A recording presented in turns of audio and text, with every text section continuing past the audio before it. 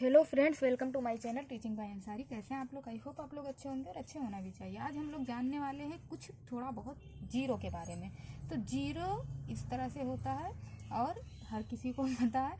और जीरो एक ऐसी संख्या है जिसे हम सम संख्या कहते हैं। जीरो अगर किसी नंबर के, अगर मान लो यहाँ पे 2 लगा है, अगर इसके पीछे लग जाता है तो इसकी वैल्यू बढ़ा देता है, और इसकी वैल्यू अगर ये वही संख्या किसी संख्या के आगे लगता है तो कोई फर्क नहीं पड़ता है।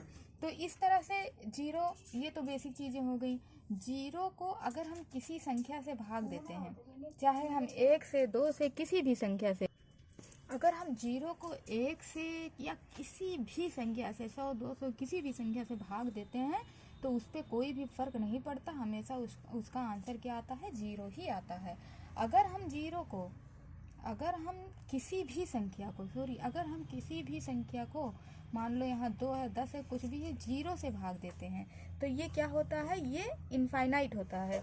ये जो है अनंत आ जाता है, कोई डिफिनेशन इसका नहीं होता है, अनडिफाइंड होता है। अगर हम जीरो को, और दूसरी बात ये है कि जीरो एक परिमेय संख्या भी है, जीरो एक सम संख्या भी है।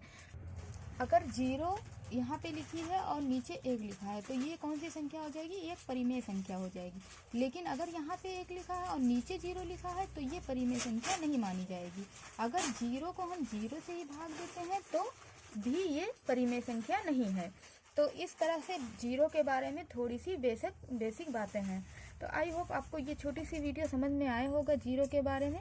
अगर हम जीरो को 0 से भाग देते हैं तो ये परिमेय संख्या भी नहीं है और ये एक अनिश्चित संख्या है ना, अनिश्चित संख्या है।